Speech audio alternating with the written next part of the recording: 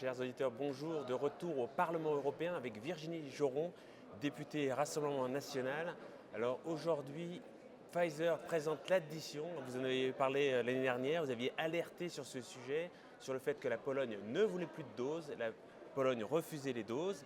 Et bien aujourd'hui, donc on a appris que Pfizer a donc attaqué devant les tribunaux en Pologne, a attaqué justement le gouvernement polonais pour ce défaut de paiement. Et la première audition a lieu le 6 décembre, donc on est vraiment en pleine actualité. Comme vous l'avez rappelé, déjà l'année dernière, nous avions soulevé ce problème. Je rappelle que j'étais donc partie prenante dans la commission spéciale Covid, où pendant 1 an et demi, il y a eu des échanges autour du sujet, le fameux dossier des contrats d'achat de vaccins faits par la commission.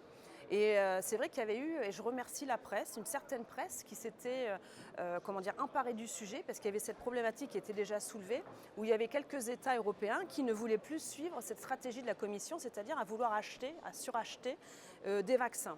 Et c'est vrai que lors de cette commission spéciale Covid, nous avons eu une audition avec l'agence HERA, donc avec son directeur, qui, je rappelle, très important, une procédure donc effectivement où était demandée aux députés européens.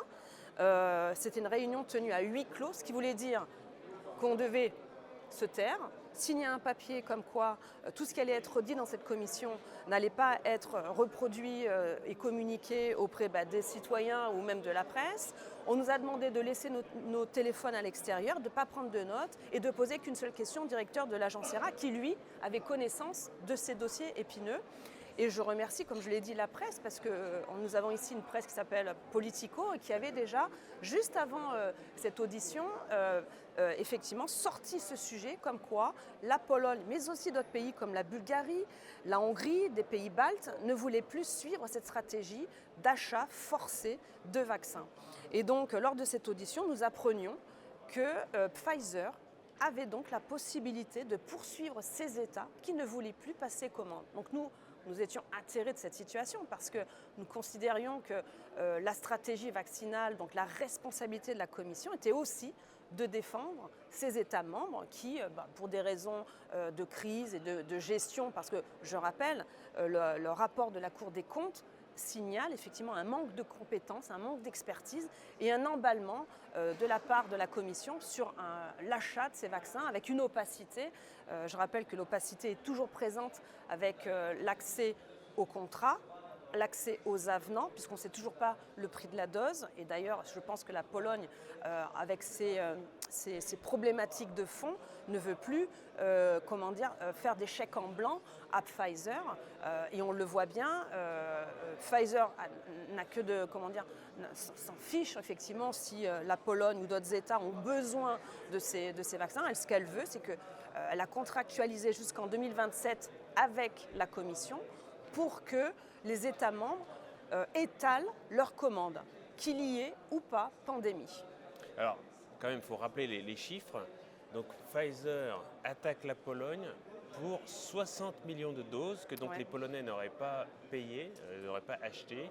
Et si on en croit un magazine polonais, ce serait donc pour un montant de 1,38 milliard d'euros. C'est quand même une somme conséquente. Mais après, je rappelle les chiffres.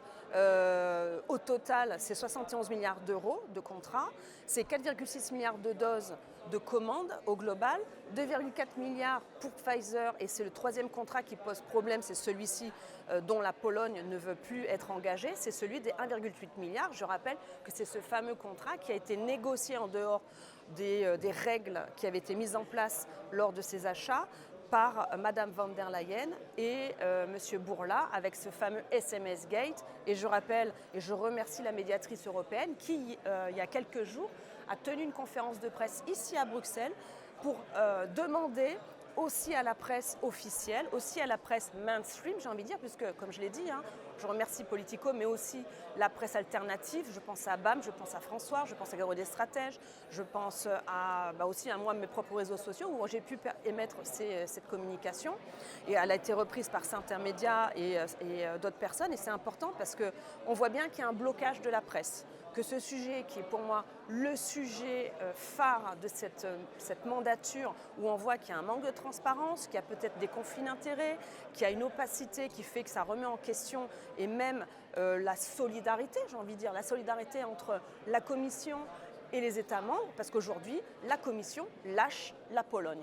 Elle ne suit pas du tout le dossier, elle ne défend pas les intérêts de la Pologne. Et j'ai envie de dire, même pour les prochains États qui, eux aussi, veulent se désengager de ces contrats faramineux qui sont que dans l'intérêt des laboratoires privés, ça pose problème aujourd'hui au niveau de la gestion de la Commission, mais ça nous l'avions remarqué, problème de transparence, problème d'efficacité, problème de compétences. Et aujourd'hui, même, ça va être pour moi, à mon avis, un sujet politique dans les mois à venir, parce que ça va être effectivement un sujet de tension entre la Commission, la Pologne et les autres États membres. Alors, rappelons quand même la liste des autres États qui avaient indiqué leur désaccord avec un achat supplémentaire de doses. Donc il y avait la Bulgarie, la Croatie, l'Estonie, la Hongrie, la Lettonie, la Lituanie, la Roumanie, la Slovaquie, la Slovénie et donc la Pologne. Ouais. Alors la Pologne, elle a invoqué une clause de force majeure, donc elle a le fait qu'il y avait cette crise, cette guerre,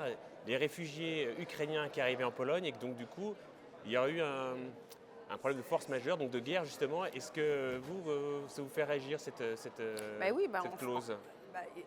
Elle est utile dans la mesure où effectivement il y a un contexte différent maintenant qui s'est greffé à la crise Covid et notre réalité. C'est-à-dire qu'aujourd'hui, la crise pandémie est derrière nous, heureusement.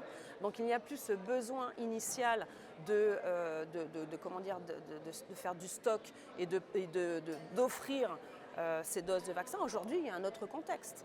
La crise ukrainienne qui est quand même plus importante pour eux puisqu'ils ont près de plus de 2 millions de réfugiés à gérer, une demande vraiment très fine de la part de la population pour la 5e dose. Je rappelle que c'est la 4e dose, ils sont à 8% et la 5e dose, ils sont à moins de 2%.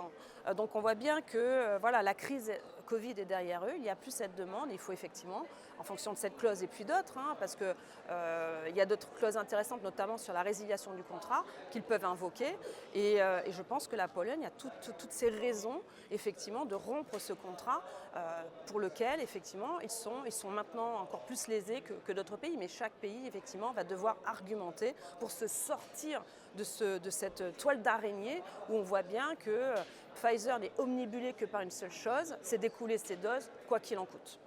Alors, le choix de Pfizer d'attaquer la Pologne juste après les élections en Pologne, justement, est-ce que pour vous c'est un indicateur de quelque chose ? C'est un indicateur qu'ils se fichent complètement de la politique, de la situation de ces États. Eux, ils sont omnibulés que par une seule chose, c'est l'intérêt financier. Effectivement, pour le pays qui sont en pleine élection et qui ont des résultats que l'on a vus, effectivement, il n'y a toujours pas de gouvernement, je crois, qui est encore mis en place. Donc c'est un sujet parmi tant d'autres, mais ce n'est pas la priorité, en tout cas pour la Pologne. Mais en tout cas, ce qui démontre bien que Pfizer se fiche de la situation en Union européenne, finalement, crise ou pas crise, est-ce qu'elle veut c'est qu'en 2027, voire jusqu'en 2050, elle puisse écouler ses doses. Alors ce que révèle cette affaire, c'est aussi que différents pays ont choisi finalement différentes stratégies de vaccins, puisque en fait, apparemment, les chiffres ne sont pas exactement les mêmes pour tout le monde. Certains choisissent certaines versions et d'autres... C'est vrai que ce qui est intéressant aussi, j'appelle ceux qui nous suivent à regarder ça aussi s'ils ont le temps, mais c'est intéressant. Sur le site de l'ECDC, vous avez tout. Alors, c'est sûr le CDC, donc c'est l'agence européenne de contrôle des maladies. Des maladies. Donc c'est très intéressant parce que vous avez toutes les données qui vous permettent un petit peu de suivre la stratégie vaccinale. Et on voit bien que certains États on arrête tout simplement de passer commande, même pour la 5e dose. Je vois que, on le voit bien, tous ces pays ne veulent pas. Les pays de l'Est ont cessé pour la 5e dose de s'approvisionner. On voit que d'autres pays, comme le Danemark, eux aussi commandent beaucoup moins que les autres pays. La France, premier de la classe, elle commande et surcommande. Donc très bon élève. L'Allemagne, en revanche, passe beaucoup moins de commandes. Donc on voit bien qu'effectivement, qu'il y a une diversité de stratégies, et tant mieux, j'ai envie de dire. C'est ce qui fait aussi la force de cette Union européenne, avec une volonté nationale en fonction des besoins. Mais ce que je regrette, c'est qu'effectivement, en fonction de ces besoins nationaux, eh bien, la Commission ne veut pas respecter ses besoins en ne soutenant pas les pays maintenant qui sont attaqués par Pfizer. Puisque cette histoire démontre qu'effectivement, une commande unique, principale, finalement pas individualisée, provoque ce type de problème. Alors c'est vrai qu'après, là, donc, la question se pose par rapport au contrat, parce que finalement, maintenant qu'il y a des attaques devant la Cour, on va devoir revenir à ce qui est écrit, le contrat. Ben, finalement, quelles clauses vont pouvoir être utilisées par les Polonais pour se défendre? Finalement, tout ça, c'est secret, en fait, on sait pas. Comme je l'ai dit, on n'a toujours pas accès à ces contrats. Il faut savoir que dans le montage juridique, il y a un contrat entre la Commission et le laboratoire directement, où là, effectivement, il y a ces fameux 1,8 milliard de doses. Et après, il y a chaque État membre qui ont leur propre contrat. Et là, effectivement, pas du tout accès à ces contrats. On ne sait pas pour la France, par exemple, comment est monté ce contrat. Chaque pays, finalement, a un contrat particulier. Et ce qui pose problème, là, au niveau juridique, c'est que cette commande initiale d'1,8 milliard de doses, eh bien, effectivement, elle a été mise en place en totale opacité. Mais c'est vrai qu'après, on verra bien les avocats, les juristes, parce qu'effectivement, ils vont au procès, ils prennent une posture juridique, donc très bien, on va suivre et on va voir comment ça se passe, parce que ça donnera une idée pour les autres États membres, puisque comme on l'a dit, il y a toute une liste, et on l'avait appris lors de cette audition avec l'Irak, qui nous avait dit qu'effectivement, il n'y avait pas que la Pologne, il y avait aussi la Hongrie, et que c'était aussi pour certains un levier politique, puisque, vous l'avez dit, il y a eu des élections très récemment en Pologne, mais demain il y aura d'autres élections dans d'autres États membres. Et donc ça va être aussi un levier politique pour certains États. Mais nous, ce qui nous intéresse, c'est aussi de démontrer et d'attaquer la Commission pour ce manque de transparence, pour ces valeurs qu'elle prétend défendre. Parce que, on rappelle, la Pologne est attaquée parce que la Commission considère qu'elle ne respecte pas les valeurs de démocratie, les valeurs de liberté, notamment avec la justice. Et en parallèle, eh bien, elle ne s'applique pas ses propres règles, notamment de la liberté et de la probité.